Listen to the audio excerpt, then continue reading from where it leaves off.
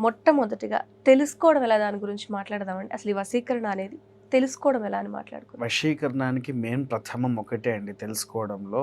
Ice మొత్తం బ్లాక్గా అయిపోతుంది కింద ఓహ్! చేతబడి జరుగుతున్న అంటే కంటి వశీకరణం. చుట్టూ అంటారా? లేకపోతే కంటి చుట్టుగా బ్లాక్ డాగ్స్ వస్తుంటాయి ఇదంతా కదా, డార్క్ సర్కిల్స్ లాగా డార్క్ సర్కిల్స్ మొత్తం లెక్క. నల్లగా అవుతుంది. కొంతమంది అంటారు లేదు నిద్ర సరిగ్గా లేకపోతే బ్లాక్ సర్కిల్స్ వస్తాయి అని చెప్తారు. అవునా? హ్మ్. కానీ అసలైతే మీరు తంత్ర విద్యలో రక్తక్షీరిణి అని, అంటే కాళికాదేవి కుమార్తెల్లో ఈ అమ్మాయి చాలా గొప్ప శక్తిది, రక్తక్షీరిణి. ఈ అమ్మాయికి ఎలా ఉంటుంది అని అంటే, ఈ దేవతకు మీరున్నారు ఒక వ్యక్తిని వశీకరణం చేసుకోవాలని చెప్పి చూస్తున్నారు. హ్మ్. అప్పుడు ఏం చేయాలంటే ఈ అమ్మవారి యొక్క మంత్ర సాధన ఆచరించి మీ వేలిని పిన్నిస్తో పొడుచుకుంటారు.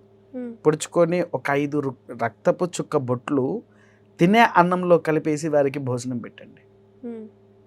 వితిన్ 5 to 10 డేస్లో తను వశీకరణం అయిపోయి మీరు కూర్చోమంటే కూర్చుంటారు, నిల్చోమంటే నిల్చుంటారు.